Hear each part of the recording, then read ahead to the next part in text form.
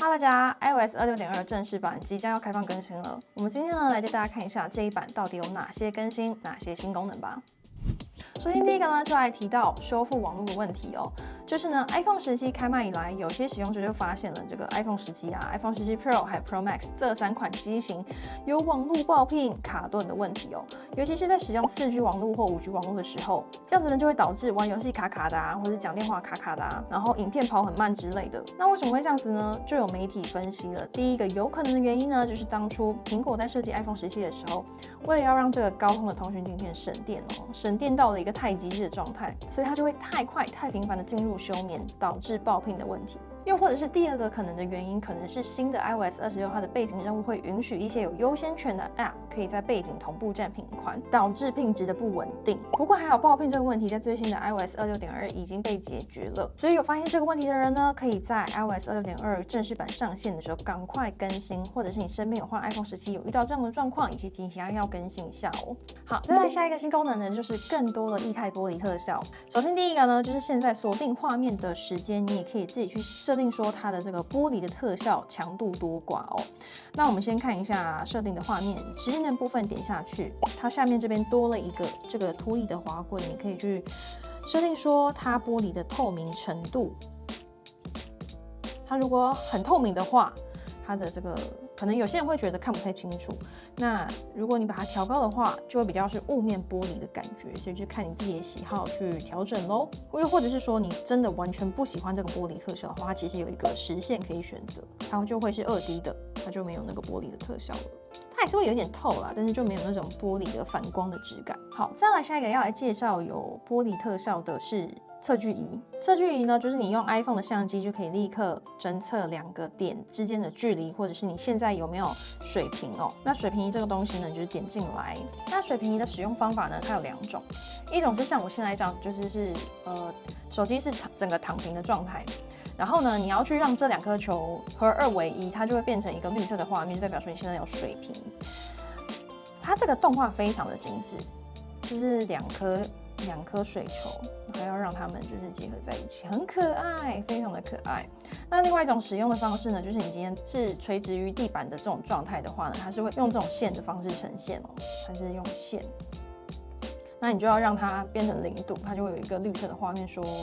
你现在真的有水平这样。所以就是现在加入了这种液态的效果，是还蛮精致的。再来下一个新功能呢，是通知萤幕闪烁。就是以前呢有一个通知的选项是可以让它接到通知的时候，你的闪光灯闪出来，就让你非常清楚知道说你现在收到通知了。但是就是会尴尬一点吧，就是因为你那个闪光灯闪出来的时候，所有人都会知道你的手机在闪，所以所有人都会知道你有通知这样子。那现在呢，这个新功能就是现在连萤幕都可以闪哦。所以你绝对不会错过你的通知的，因为就是很闪耀，而且它通知闪的时候，它的那个闪光灯还会闪3下。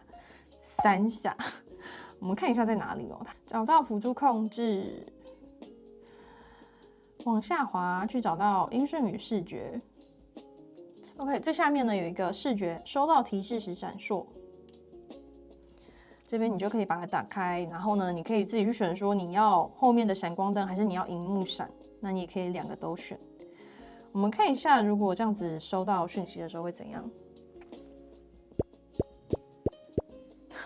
它闪了4下，你绝对不会错过你的通知的。就是它真的闪了非常多下，而且那个闪光灯光很强，然后那个萤幕它是会变比较亮一点，因为其实原本的通知它萤幕就会亮嘛，那有了开了这个功能之后，它就是那段时间会稍微变得更亮一点，所以就是有这样子一个功能，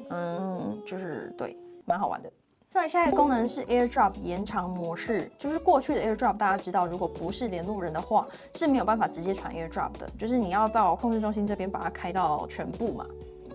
就这边一定要开放所有人10分钟，你才能找到不是联络人的彼此。那接下来的新功能呢，就是就算你不是联络人，你的 AirDrop 也可以有特权给它开放到30天，可以直接传送。那它使用的方法呢，就是它会生成一组代码，然后填入之后呢，这个特定的对象就会开放30天，可以直接传 AirDrop 给你，这样子会非常方便。因为现在是只能有10分钟，这个名单呢，它会就是在设定的一般里面有一个 AirDrop 这边呢就有一个管理已知的 AirDrop 联络人，就是你已经加过这个代码的人呢，就会出现在里面。那它过30天之后就会失效，这样子就是还蛮方便，就蛮适合就是可能短期合作啊，或者是你懒得加联络人的人。好，再来下一个要讲到的新功能呢，是现在提醒事项有一个紧急闹钟的功能哦。就是大家过去，如果你有在要提醒事项的话，应该会知道它的那个提醒啊，就是非常的没有存在感。就它就有点像行事历这样跑出来，可是就是如果你今天头脑不清醒的话，你会直接忽略它。那现在呢有一个闹钟的功能，就是你在新增提醒事项的时候，这边有一个紧急的选项，你就把它打开。它基本上其实就是闹钟啦，你就把紧急打开之后呢，你去设定时间，那你再点一下就可以有比较精确的这个时间可以选择哈。好，我们这样设定完，等一下看一下它会怎么显示，它其实就是闹钟。有没有？刚才那样子就是很像闹钟的一个形式。那因为我是直接把它按掉了，我并没有完成那个事情，因为大家知道提醒事项你是需要去勾选它，然后去完成它的嘛，它就还在这儿，它还在这里哦。那因为我没有把它完成，所以它等一下好像35分的时候会再提醒一次。而且最特别的就是这个紧急，它是可以跨越专注模式的。就是我们知道专注模式或者是勿扰模式，有的时候会让你接不到讯息嘛，但是这个紧急呢，它是可以直接忽略你的模式的，它是一定会提醒你，你一定会知道你这个事情没有完成。所以如果你有在用提醒事项的话，就可以开一下这个来玩玩看。好，再来下一个呢，非常非常特别，我非常羡慕这个功能，就是日本终于可以把 Siri 换掉了。就是我们知道呢，侧边按钮按下去，长按的话就会出现 Siri， 对不对？就是这个非常漂亮的 Siri。那现在呢，日本有一个新的法规，叫做《智慧型手机软体竞争促进法》。那他们呢，要在12月下旬进入全面执法的阶段。那它里面有写什么？就是说呢，硬体层级的预设功能一定要开放给第三方，就是你不能垄断你的硬体呢，按下去之后只能出现 Siri 这件事情是被禁止的。所以苹果为了避免被罚款，接下来呢，你就是可以在日本长按的时候自己去设定你要出现哪一个助理。例如说，你今天想要 Google Gemini， 或者是你今天想要 Alexa， 有没有亚马逊的 Alexa， 又或者是有可能接下来 ChatGPT 也可以直接选择。那你在日本现在就是可以直接去切换，真的是非常非常的羡慕因为现在 Siri 真的是。我都不想说了，这样子的变动呢，接下来可能在欧洲也会看到，就是欧盟的部分针对法规，他们可能也会需要进行这样子的更新哦。所以如果你刚好也在日本的话呢，一定要玩玩看这个功能，就是把这个助理换成其他的。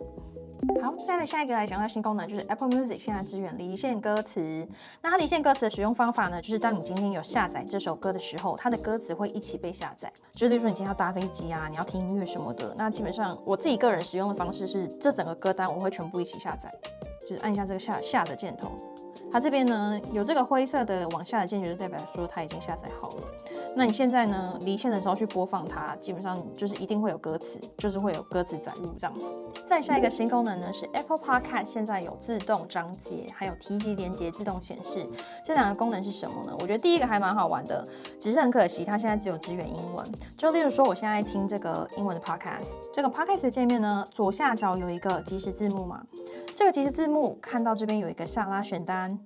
点开就有所有的章节出现在上面，是不是超赞的？而且它这个呢是 AI 自动侦测的哦。那你点一下呢，它就会跑到那个时间，而且它右边呢还会显示说它这个章节有多长，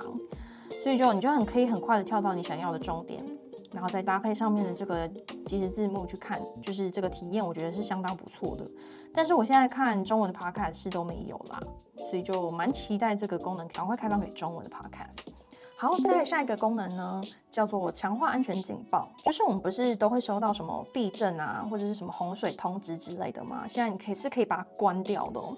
怎么把它关掉呢？我是建议大家不要关啦，就是没事真的是不要去关，就是在通知，在设定里面的通知，把它滑到最下面，你会看到这个增强安全提示，点进去。这边呢就有一个地震警示，那如果你真的不想收到的话，就可以把它关起来。建议大家不要关，就是真的为了安全起见呢，是真的不要关。那在不同的国家呢，可能就会有不同的警示这样子。